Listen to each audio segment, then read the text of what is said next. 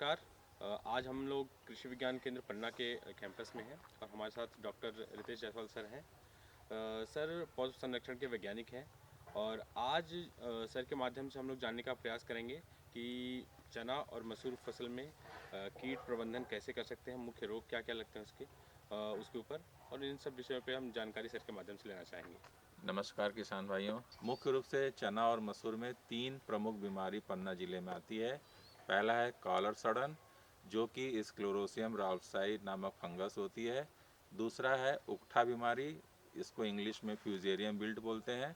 इसका जो पैथोजन है वो फ्यूजेरियम ऑक्सीस्पोरम फार्म स्पेशियलिस साइसेरी है। और तीसरा है सूखा जड़ सड़न, जिसको अंग्रेजी में ड्राई रूट रॉट बोलते हैं।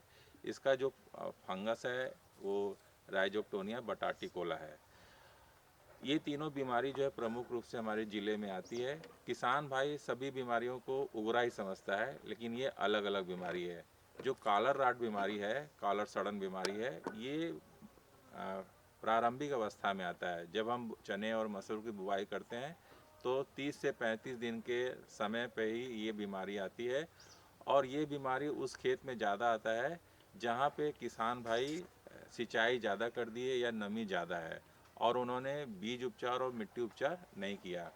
दूसरा जो बीमारी है वो है आपका फ्यूजेरियम बिल्ट।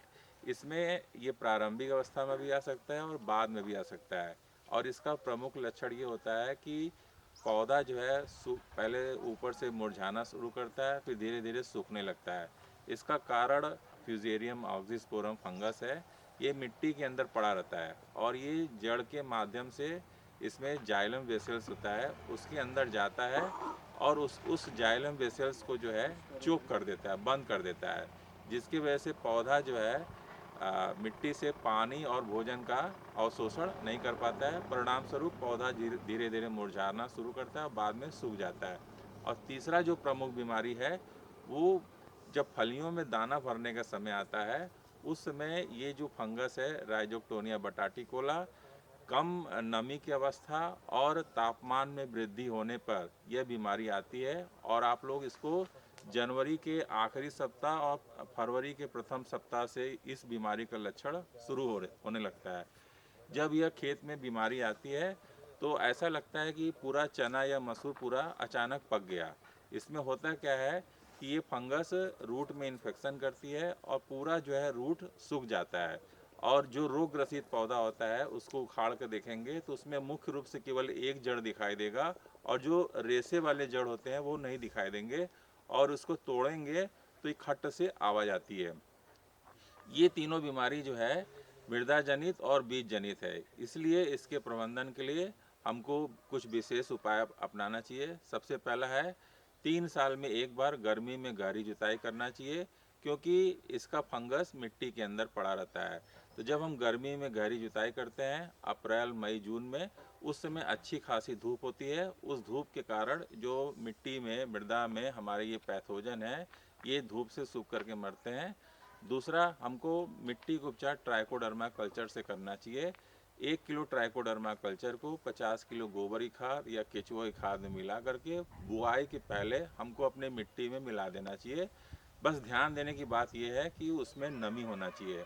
तो जब नमी रहता है पर्याप्त तो ये ट्राइकोडर्मा हमारे मिट्टी के अंदर फैलता है और जितने भी बीमारी फैलाने वाले रोग कारक हैं उनको वो कंट्रोल करता है। तीसरा है हमको बीज उपचार। जैसा मैंने बताया कि ये मृदा जनित भी है और बीज जनित भी है।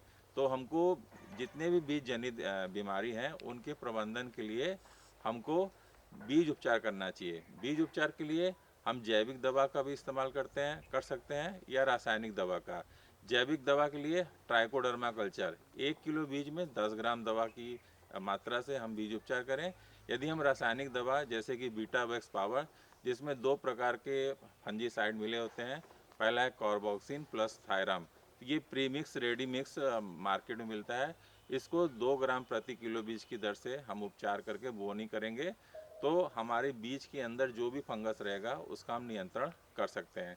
चौथा चीज़ है हमको फसल चक्र अपनाना चाहिए। बहुत सालों से जो है हम चना मसूर लगाते जा रहे हैं और ये चना मसूर इस फंगस का भोजन है। तो किसी भी जीव को जब उसको अपना भोजन मिलता है तो उसकी जनसंख्या बहुत बढ़ती है। जिसके वजह से जब भी हम चना मसूर की खेती करते हैं तो हमारे चना मसूर में ये बीमारी आती है। तो आप किसान भाइयों, आपको सलाह है कि जहाँ पर पानी की कमी है वहाँ पे हम सरसों की खेती करें, और यदि पर्याप्त सिंचाई की व्यवस्था है तो हम वहाँ पे गेहूँ की खेती करें, न कि चना और मसूर का। यदि हम 3 साल तक चना और मसूर नहीं लगाते हैं तो हमारी मिट्टी में इन पैथोजन का जनसंख्या कम होगा और हमारी मिट्टी स्वस्थ होगी।